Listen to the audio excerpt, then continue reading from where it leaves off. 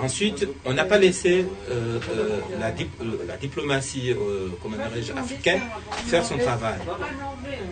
Parce qu'entre-temps, moi je suis bien placé pour le dire, parce que j'ai participé à un certain nombre de réunions au niveau de l'organe central de l'OU à Addis Abeba, au nom des Comores. Nous avons pris l'engagement qu'on allait continuer à dialoguer, à négocier avec les Anjouanais pour résoudre ce problème. Et entre-temps, il y a eu le débarquement de 1997. C'était une surprise au niveau de l'OUA. Et puis, ben, ça a tourné comme ça a tourné. C'était vraiment le débâcle. Donc, échec militaire. Et puis, sur le plan politique, les leaders qui disaient que bon, ils détenaient la solution, mais ce n'est pas vrai. Parce que quand il y a un problème au niveau national, c'est là où on se manifeste, c'est là où on se mobilise. Donc, la classe politique comorienne n'a pas réagi. La classe politique avait le devoir de réagir à l'époque, aller contraindre le président Taki à avancer vers un sursaut national. Ils ne l'ont pas fait. Seule la diplomatie comorienne est restée active. Donc il y a Moussawar Abdallah qui avait la gestion de ce dossier à l'époque. Il était ministre de l'Éducation nationale, mais il avait la charge de ce dossier, de la gestion diplomatique de ce dossier. Il y avait aussi Salim Himidi qui était conseiller diplomatique du président Taki. Et puis il y avait Said Hilal qui était conseiller du président Taki. Il y avait un certain nombre d'ambassadeurs, dont l'ambassadeur Amin Ali Moumine, qui était secrétaire général au niveau de la primature. Il y avait Hamada Hamadi, l'ambassadeur Hamada Hamadi, qui était secrétaire général adjoint à la présidence. Il y avait l'ambassadeur Mondoha, qui était ambassadeur auprès de l'OUA. Et puis moi-même, j'étais ambassadeur à l'époque en Égypte, mais j'étais quand même associé. Donc je crois que bon, le travail qui a été fait sur le plan diplomatique était formidable, parce que nous, notre première mission était d'empêcher une reconnaissance quelconque de l'État d'Anjouan. Et que, heureusement, jusqu'au jour d'aujourd'hui, aucun pays, aucune organisation, aucune puissance n'a reconnu l'indépendance d'Anjouan. Et puis, Taki est parti. Et après, il y a eu ce coup d'État constitutionnel civil en 1998, après la disparition de Taki. Je dis coup d'État constitutionnel dans la mesure où l'article 12 qui empêchait le président par intérim de remanier, de dissoudre l'Assemblée et de remanier le gouvernement. Je crois que bon, le président a passé à côté, parce qu'il a remanié le gouvernement et puis il a fait venir toutes les forces de l'opposition. Donc ils ont gouverné pendant, je crois, 7 ou 8 mois. Et que bon, la crise n'a fait que s'enliser. Donc je crois que bon, ça c'est faux et c'est archi faux. Oui, mais... Et Sambi lui-même, le président Sambi lui-même, à l'époque, il militait seul en juin. Il avait quitté Moroni, il avait laissé le Front National, la justice, le FNJ, mais il disait que bon, il avait la solution. Aujourd'hui, il est au pouvoir, donc on attend toujours sa solution. La solution qu'il préconise par rapport à la gestion de cette crise. Donc je crois que bon, ça c'est un problème national. C'est un problème de fond. Ce n'est pas un problème de régime. Ce n'est pas un problème de gouvernement. C'est un problème qui doit mobiliser tout le monde, y compris la diaspora. C'est un problème qui doit mobiliser tout le monde, y compris vous, les gens de la presse. Et c'est un problème qui doit mobiliser les associations, la société civile, autour de quelque chose. Donc, et que le président Sambi a cette obligation de discuter, de faire participer tout le monde, toutes les forces vives de la nation, par rapport à la gestion de ce dossier. Avant d'aller justement sur la question de l'accord, est-ce que c'est une méthode rationnelle ou irrationnelle?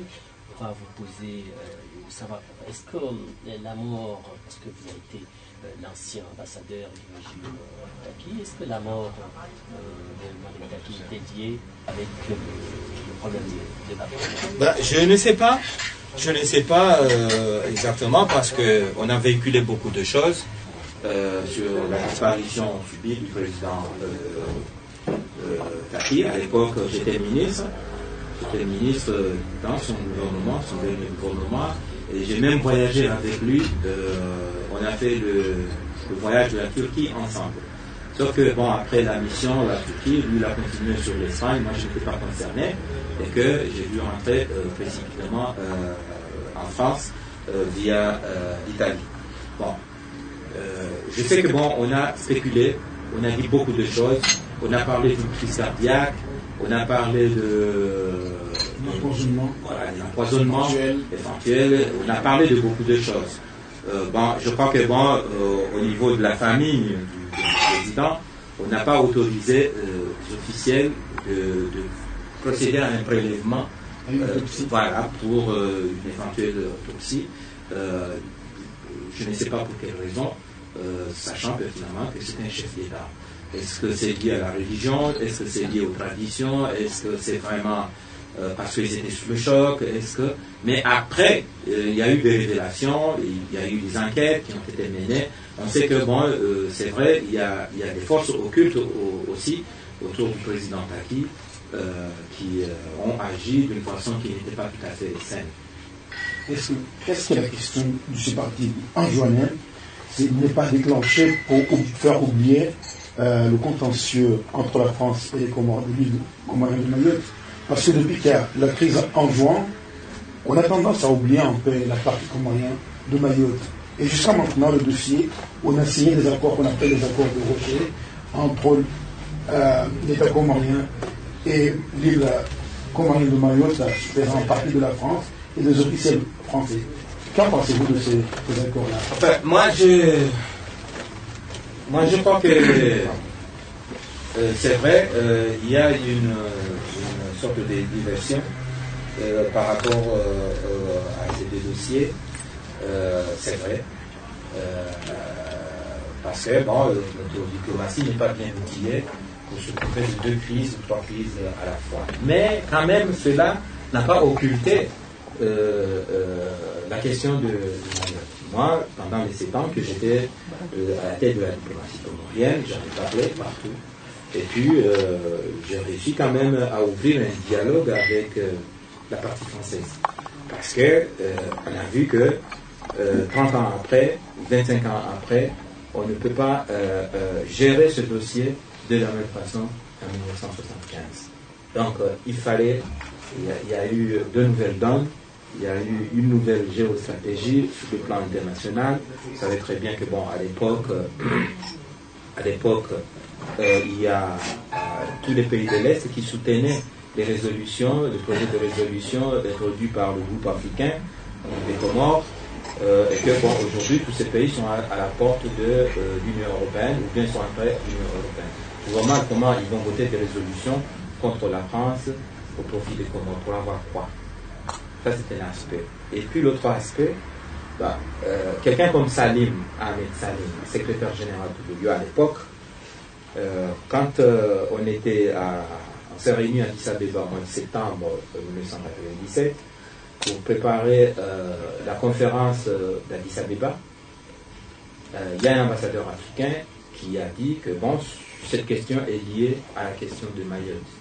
Je crois que, bon, à l'ordre du jour, il faut parler des deux sujets à la fois. Mais Salim a dit non. Nous avons besoin de l'appui de la France pour résoudre le problème de Mayotte, d'Anjouan. Nous avons besoin de l'appui de la France et du soutien de la France pour résoudre ce problème. Et puis, moi, je sais que, bon, en juin 1998, l'OUA a confié la gestion pratique de ce dossier aux Sud-Africains, qui est une sorte de puissance au niveau de la région, et que les Sud-Africains de nos entretiens, moi j'ai déduit qu'ils travaillent en étroite collaboration avec la France, c'est-à-dire ils souhaitent obtenir l'appui de la France dans le cadre de la gestion de ce dossier. Donc, je crois que, bon, ce sont des facteurs importants à prendre en compte.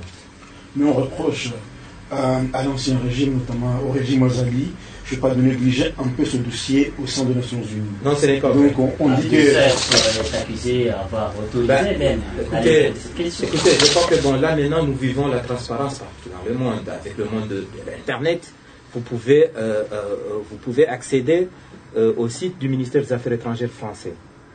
Vous pouvez accéder au site des Nations Unies, secrétariat général des Nations Unies. Donc, en accédant au site du ministère des Affaires étrangères français, ils vont vous dire que il y a des résolutions qui sont adoptées tous les ans, depuis 1975 jusqu'à 1994. 1994, là, Azali n'est pas encore né. Abdou Soueif n'est pas encore né. 1994. Politiquement, ils n'étaient pas encore là, politiquement, mais ils étaient là. Ils étaient là, bien sûr. Je vais dire que bon, ce régime n'existait pas. Et d'ailleurs, personne ne pensait que Azali allait devenir président de la République. Donc, c'est à partir de 1995 qu'il n'y a pas eu de résolution sur la question de Mayotte aux Nations Unies. Sachant pertinemment que la question demeure toujours inscrite. Mais ce que nous, les autorités en 1975, et puis celles qui sont venues après, qu'est-ce qu'elles ont fait? C'est-à-dire, le dossier demeure toujours inscrit à l'ordre du jour, mais on ne fait pas de débat. Et puis, on a choisi de dialoguer directement avec la France. Une chose que la France n'avait jamais acceptée. Donc maintenant, il n'y a pas de sujet tabou avec la partie française. Moi, j'ai été reçu à 2 reprises par Dominique de Villepin. On en a parlé. On a avancé. Il a fait des propositions. Moi, j'ai fait des propositions. C'est quoi, mais propositions par rapport à la question de Mayotte. Ouais, mais vous savez très bien. D'abord, qu'est-ce que vous avez dit dans cette rencontre? On a dit beaucoup de choses. D'abord, un rapprochement. Vous savez très bien que, bon, ces genres de questions, on ne peut pas les résoudre. Un problème qui date de 30 ans ne peut pas être résolu d'un jour au lendemain. D'abord, vous savez que, bon, vous, votre génération, vous n'avez pas connu l'indépendance des Comores. Enfin, comment dirais-je, vous n'avez pas vécu à chaud l'indépendance des Comores. Donc, la génération qui est aux affaires aujourd'hui à Mayotte, je dirais que 80% de cette génération n'a pas connu, comment dirais-je, la proclamation de l'indépendance des Comores. Donc, ils ignorent carrément des Comores, où se trouvent les Comores, que font les Comores, ils ignorent. Ils ignorent complètement. Donc, eux, quand ils se lèvent le matin, leur vision c'est Paris. Donc, ces gens-là, il faut qu'il y ait un rapprochement d'abord. Il faut qu'il y ait un rapprochement. Donc ce rapprochement peut être un rapprochement culturel, un rapprochement au niveau de l'éducation, au niveau des sports, au niveau... Donc il faut passer par là. D'abord. Et puis ensuite, c'est ce que vous avez... C'est ce que nous avons initié. Donc pour la première... Voilà, un rapprochement. La première fois, des jeunes Mahorais sont venus à Moroni jouer dans le cadre de la Coupe comment dirais-je, voilà. Non, c'est pas le rugby. Non, mais je vous écoute avec avidité parce qu'en fait, je trouve que vous êtes super. Et vraiment, je sais que en fait, les Comores, c'est vrai, c'est un département français. Et que la plupart du temps, les gens ne connaissent même pas où il est situé. Moi, ma question est la suivante. Est-ce que le fait de vouloir avoir un rapprochement entre les populations inter-îles, est-ce que ce n'est pas retardé? Ce n'est pas nous mettre sur le fait accompli en 2010 en disant que maintenant on a voté le département. Écoutez, moi je crois que bon, il y a une chance. Il y avait une chance à saisir. Je crois que bon, la chance est toujours là. Parce qu'avec la création de l'Union des Comores d'un côté, et puis le statut de Mayotte qui lui donne aujourd'hui une possibilité d'agir au niveau de la région. Donc Mayotte a beaucoup plus de compétences. Donc d'agir au niveau de la région et de s'intégrer, ça peut être un commencement. Ça peut être un commencement, voir en sorte que bon, il y ait une communauté dans la gestion des affaires courantes. Je vais parler de la santé, par exemple, je vais parler de l'éducation, je vais parler de la culture, je vais parler des sports, je vais parler... Et puis, laisser les questions qui relèvent de la souveraineté à la France pour un délai déterminé à négocier. Mais ça ne peut pas se faire si on ne s'assoit pas. Si vous n'acceptez pas à ce que, bon, on se réunisse. Il y a eu des propositions. Johar a fait il a parlé d'un dialogue tripartite, mais ça restait au niveau des micros de Radio Comores. Ça n'a jamais été transmis officiellement aux intéressés, que ce soit à Mayotte ou en France. Donc, je crois que bon, il y a cette possibilité. Raison pour laquelle les Mahorais, ils attendent à ce que on confirme les compétences au niveau des îles, maintenant, avec la naissance de l'Union des Comores.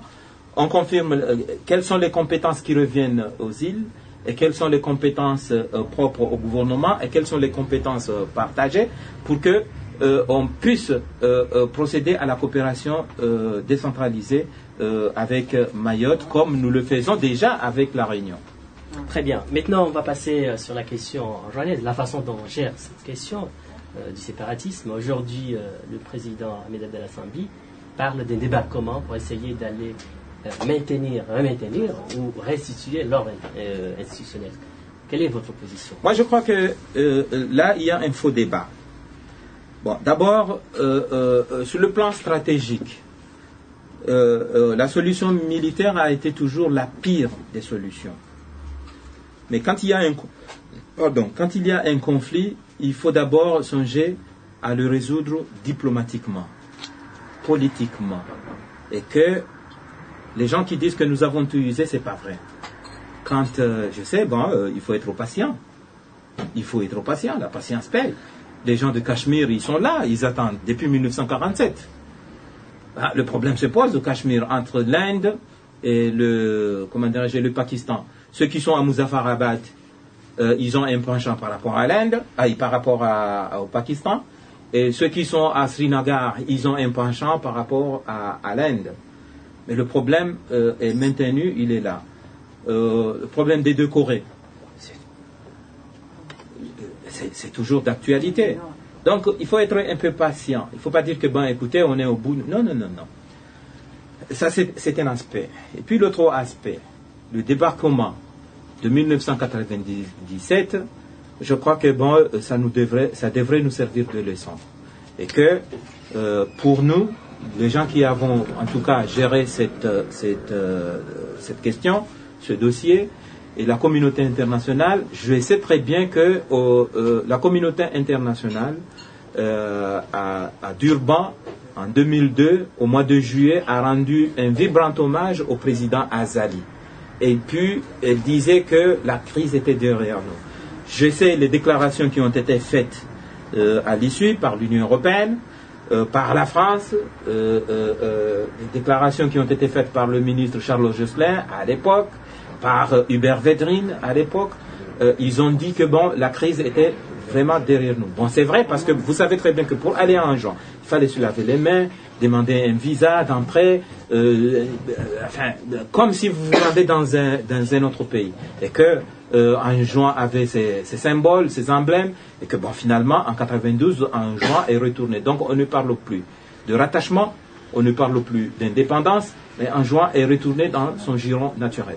Et qu'aujourd'hui, c'est pourquoi j'ai dit que c'était un faux débat. Parce que le débarquement, pourquoi le débarquement? Est-ce que c'est pour mettre fin au séparatisme? Pour rétablir l'ordre institutionnel. Ou bien c'est pour déloger Mohamed Bakar? C'est pour déloger Mohamed Bakar. Donc moi je crois que il y avait 1000 façons, et il y a toujours 1000 façons. Aujourd'hui, le président Ahmed Abdallah Mohamed Sambi, quand il dit qu'il ne peut pas s'asseoir autour d'une table avec des rebelles pour négocier. Je dis que là, je regrette de le dire, mais je dis que le président, il a tort. Parce que tous les conflits, que ce soit en Irak, que ce soit en Turquie, que ce soit au Soudan, au Darfour, le gouvernement s'assoit avec les rebelles autour d'une table en présence des facilitateurs. Il y a les facilitateurs, sur la question du Darfour, il y a des émissaires qui sont nommés par les Nations Unies, en l'occurrence le ministre Rodolphe Adada, l'ancien ministre des Affaires étrangères du Congo-Brazzaville. Et puis il y a des émissaires ou envoyés spéciaux qui sont nommés par les États-Unis, l'Union européenne, la Ligue arabe, l'Union africaine. Et puis le rôle de tous ces gens-là, c'est de ramener les rebelles du Darfour, de s'asseoir avec le gouvernement autour d'une table. Donc c'est ce que le président Sambi devait accepter de faire. Mais dès les premiers jours, il a dit non, c'est un président rebelle, c'est un président qui n'est pas élu démocratiquement et que je ne peux pas m'asseoir avec lui autour d'une table. Je trouve que ce n'est pas la bonne manière. Donc ma question est sur le débarquement. Vous avez fait allusion au débarquement de 1997, c'était un débarquement hâtif, mal préparé, parce qu'on minimisait, on sous-estimait la capacité des séparatistes à pouvoir résister.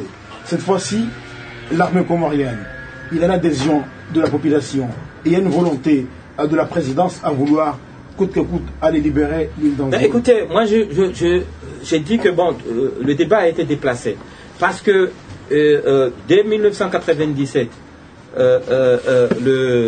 la question du séparatisme en juin, ou bien la crise anjouanaise, a été internationalisée. Et qu'aujourd'hui, le dossier est dans les mains de l'Union africaine, des Nations Unies, de la Ligue des États arabes et de la francophonie. Donc, chaque initiative qui sera prise par le gouvernement comorien, en principe, devait être prise en concertation avec ces gens-là. Sinon, il fallait demander à ces gens-là de plier bagages. Ce sont des gens qui ont des bureaux à Moroni. Il faut demander à ces gens-là de plier bagages et dire que, bon, écoutez, la crise est derrière nous, donc maintenant, vous pouvez partir et que nous allons régler nos affaires entre Comoriens. Ça, c'est un aspect. Et puis, l'autre aspect, le débarquement. Un débarquement, comme moi je prends le président Aumont, il parle de débarquement militaire. Donc, un débarquement militaire a besoin d'un aval du Conseil de sécurité. Alors que au moment où cette crise n'est pas une crise armée, le Conseil de sécurité ne peut pas donner cet aval. Il y a combien de morts par jour en juin? Il y a combien de morts? Dis-moi. Donc, le Conseil de sécurité ne peut pas donner cet aval. Donc, raison pour laquelle l'Union africaine n'a pas parlé de débarquement militaire en juin. Sambi, il a plaidé pour le débarquement à Accra. Mais les gens ont dit que, ben, écoutez, on ne peut pas parce que, bon, ça c'est un travail de longue haleine, une intervention militaire, ça se prépare, et puis... Donc, on lui a dit non d'une façon diplomatique. Sambi lui-même, il vient au Caire, au Conseil de ministres de la Ligue des États arabes, il présente la situation telle qu'elle est aux Comores, et puis, à l'issue, devant la presse, il a dit que non, il n'est pas question d'une intervention militaire aux Comores. Donc, il dit une chose et, comment dirais-je, son contraire à la fois. Donc, c'est une contradiction totale. Oui, j'ai merci. Bon, alors, on va passer à la dernière question parce qu'il nous reste juste quelques minutes. Alors, il y a l'affaire des hydrocarbures, et puis le jugement. Vous êtes même jugé d'avoir détourné. Non, c'est faux. Non, c'est faux ce que vous dites. Moi, je reformule un peu la question. C'est-à-dire, il y a une délibération de la justice comorienne vous condamnant par accoutumance sur les affaires des hydrocarbures. Voilà. Que répondez-vous à ces accusations et comment pensez-vous agir par rapport à ces accusations ou par rapport à ces jugements-là? Ben, écoutez, moi c'est une fierté pour moi d'avoir servi mon pays. J'ai servi mon pays pendant, je crois, 16 ans ou 17 ans. J'ai été ambassadeur, j'ai été 2 fois ambassadeur, j'ai été ministre 2 fois, et puis j'ai été directeur général de la Société des hydrocarbures pendant 6 mois. Ce que je peux dire, c'est que bon, écoutez, nous avons cette société, mais à vrai dire, c'est une société qui n'a jamais appartenu à l'État comorien. C'est une société qui travaillait et qui servait de boîte de transit pour une grande société multinationale comme Total International. Donc, c'est-à-dire, la société recevait les produits de Total, et puis elle vendait les produits, et puis bon, elle remet l'argent à Total. Donc, il restait une petite quelque chose. Donc, voilà. Et puis, le Shell, la société des hydrocarbures comoriens, c'est un SEM ou c'est une société privée qui joue d'intermédiaire? Non, normalement, c'est privé public. Non, c'est une société. Normalement, c'est une société d'État. Régie par la loi comorienne, mais qui n'avait pas les moyens. Donc, la gestion était assurée par quelqu'un qui est là, mais sous le contrôle de Cotecna. Donc, Cotecna venait le matin, et puis elle mettait les cadenas, donc elle venait des cadenas, comment dirais-je, enlever les cadenas, et puis permettre, comment dirais-je, au directeur qui était là, à l'époque, M. Abdouchef, de prendre la quantité à vendre, la quantité journalière, et puis ensuite il mettait les cadenas. Donc Abdouchef, ce qu'il a fait, il a réussi à redresser cette société qui était déficitaire. Donc il a réussi à redresser cette société, et puis bon, a donné à cette société une place de choix sur l'échiquier économique de notre pays. Et pourtant, on l'a accusé, voire même jugé d'avoir malversé. Je continue mon exposé. Donc, aujourd'hui, enfin, il avait rompu avec Total. Il a dit, ben, écoutez, vous n'êtes pas les bons partenaires.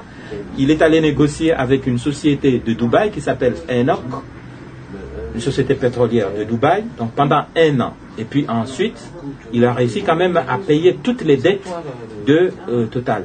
Donc il était en position de force pour négocier avec Total. Total est revenu dans de très bonnes conditions. Donc ils ont signé un document, un contrat en bonne et due forme. Donc à partir de là, la société fonctionne comme une société normale qui se respecte.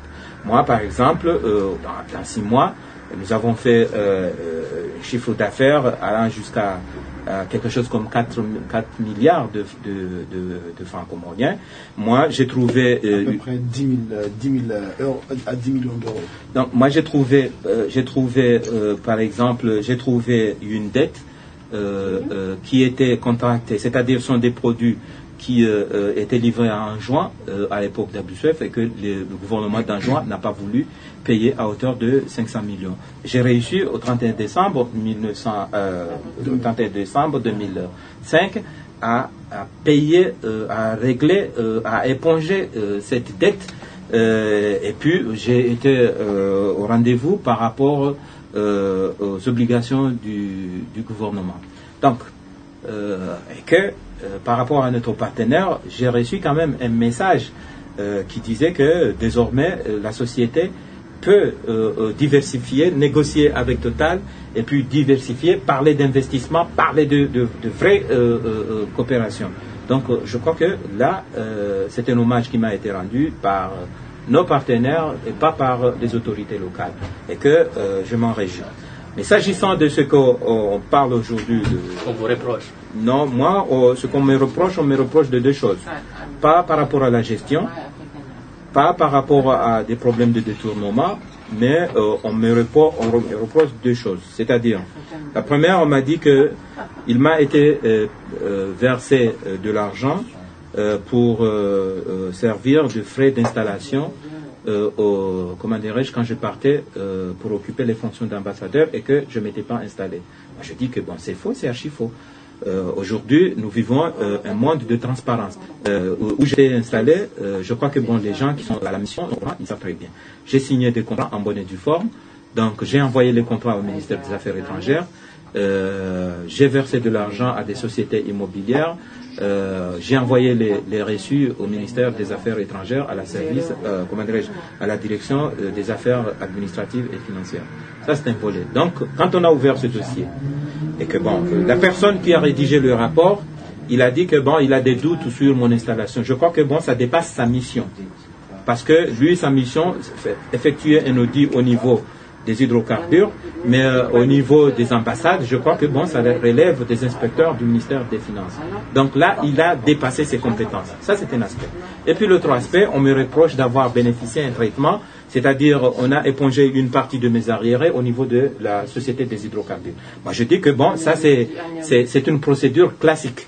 Nous avons et nous respectons scrupuleusement ce qu'on appelle la séparation des pouvoirs chez nous. C'est-à-dire, la Direction générale des hydrocarbures prend une décision de payer de l'argent, il sait pertinemment que ça c'est l'argent, le premier argentier c'est le ministre des Finances. Mais il le fait, il est le représentant du ministre des Finances au niveau de la société.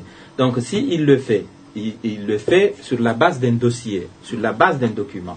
Et que dans le cadre de séparation des pouvoirs, s'il le fait et que le contrôleur financier n'est pas d'accord, ou le directeur du budget n'est pas d'accord, ou le trésorier n'est pas d'accord, on rejette ce dossier. Donc c'est à péril, à risque et à péril du directeur. Mais dès lors que le dossier a été validé au niveau de la direction générale du budget et que le dossier a eu le visa du contrôleur financier et que, donc pour finir par rapport à ces questions, donc j'ai jamais reçu une convocation quelconque pour donner des explications, pour fournir des documents. Et je suppose que bon, c'est un droit légal pour moi de bénéficier de mes traitements des émoluments. c'est un aspect. Heureusement, on ne m'a pas reproché de détournement, comme vous l'avez dit, M. Jamal. Ça, c'est un mot très fort. Mais je trouve que bon, la justice, pour l'instant, moi je fais confiance à nos institutions. Je fais confiance aux magistrats comoriens. Mais je crois que bon, ils ont subi une pression de la part de l'autorité politique et qu'ils ne se sont pas donné le temps de mener les enquêtes qu'il fallait en vue de délibérer. Mais je sais que bon, derrière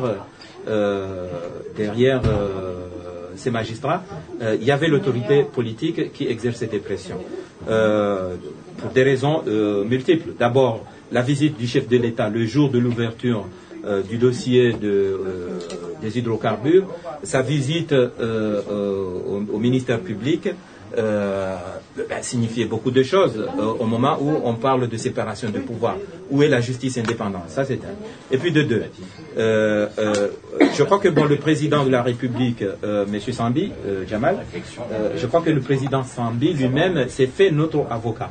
Parce que à la veille de la délibération, après le réquisitoire du procureur de la République, le président Sambi, il a tenu un discours très rigide par rapport aux magistrats. Il a qualifié les magistrats comoriens de corrompus et d'incompétents et qu'il a placé certains parmi eux sous écoute téléphonique.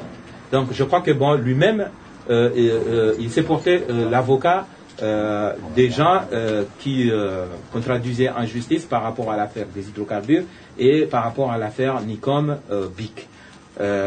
Il y a un dysfonctionnement parce que l'avocat du gouvernement qui certainement a tenu une position très rigide, très sévère, en solidarité avec le procureur de la République par rapport à cette histoire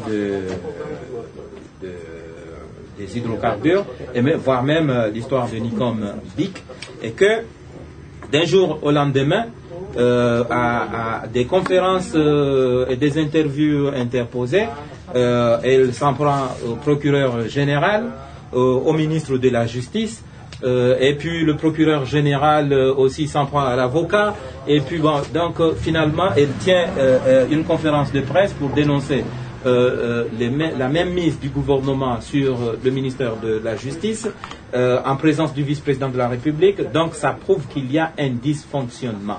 Je fais confiance aux magistrats comoriens, je fais confiance à cette institution que nous avons battue, que nous avons aidée. Moi-même, j'ai donné mon véhicule de fonction au procureur de la République et je n'étais pas véhiculé, je prenais un taxi, mais je l'ai fait pour me solidariser avec cette institution que nous respectons beaucoup. Donc, le jour où il y aura un fonctionnement normal de la justice, j'entends me rendre au pays pour faire appel en vue de rétablir, comment dirais-je, la vérité, rien que la vérité, en vue de mon intégrité et de mon honneur. Je sais que bon, les gens qui ont parlé, qui ont tenu à nous détruire politiquement, je sais que bon, ils n'ont pas de leçons à me donner. Si je voulais de l'argent, ce n'est pas les 5 millions ou les 10 millions des hydrocarbures que j'ai perçus au niveau des arriérés de mes salaires qui vont m'enrichir. Non. Je vous dis et je vous informe et j'informe votre public que pendant 4 ans, j'ai géré l'ambassade des Comores au Caire sans aucun rang de fonctionnement émanant du Trésor. Et là, je parle, je défie le ministre des Finances, l'actuel ministre des Finances, qui était ministre des Finances quand j'étais ambassadeur, de prouver qu'il m'a un seul jour, envoyé un rang pour faire fonctionner l'ambassade. Pire encore, j'ai été chassé de l'ambassade, bon, j'assurais ce que je pouvais assurer, l'eau, l'électricité, le gaz, le téléphone, mais au-delà, le loyer, je ne pouvais pas le faire. Donc, on m'a chassé du bâtiment, je suis rentré au pays. Il a fallu que je devienne ministre des Affaires étrangères pour aller payer cette dette. Pas avec l'argent des contribuables comoriens, pas avec, comment dirais-je, un appui d'un pays ami dans le cadre de la coopération bilatérale, mais avec des fonds qui émanent d'un ami personnel. J'aurais pu utiliser ces fonds pour mon propre compte, mais je l'ai fait pour mon honneur et les engagements que j'avais pris avant de quitter le Caire. Notre mission à New York pendant 2 ans, je dis bien 2 ans, Vous pouvez vérifier ça au niveau du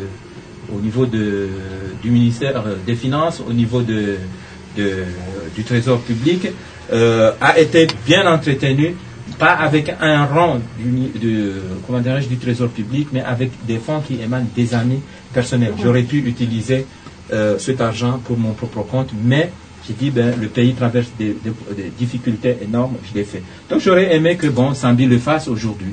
Il le fasse, il a des contacts, il a des entrées que nous n'avons pas. J'aurais aimé qu'il le fasse. Mais ce que j'ai fait en Afrique du Sud, au contraire, jusqu'à maintenant, il n'a pas pu faire ce que j'ai fait en Afrique du Sud, ouvrir, ton mission. Mais au contraire, la mission a été fermée, faute de moyens. Merci Mohamed Lamine d'avoir accepté cette invitation. Ça nous fait beaucoup plaisir. Espérons que la prochaine fois, on va parler d'autre chose. Avant de finir, je présente les livres auxquels nous nous sommes référencés pour préparer cette émission. Il y a le livre de Mahmoud Ibrahim, La naissance de l'élite politique comorienne, édité par les éditions L'Harmattan. Il y a le livre qui a été fait par M. Moussa Ali Jamal, ici présent, qui s'appelle Lutte de pouvoir aux Comores, qui est un livre que je vous conseille vivement, énergiquement. Il y a aussi le livre de Abdou Djabir, Les Comores, et Neta Construction, publié aux éditions L'Harmattan. Oui. Et il y a aussi ce livre qui est un classique, comme on le dit, Les Comores, qui se publie presque tous les 4 ans ou tous les 10 ans, qui montre un peu vraiment l'image positive des Comores. Et voilà. Et je vous informe que Mohamed Lamine Seif va signer son premier essai aux éditions de la Lune, qui s'intitulera Les Comores en mouvement.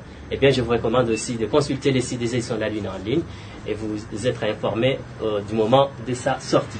Merci beaucoup. Donc, cette émission a été préparée par l'équipe de la Lune en collaboration avec nos caméramans et nos équipes techniques, notamment Monsieur Abou Yawed.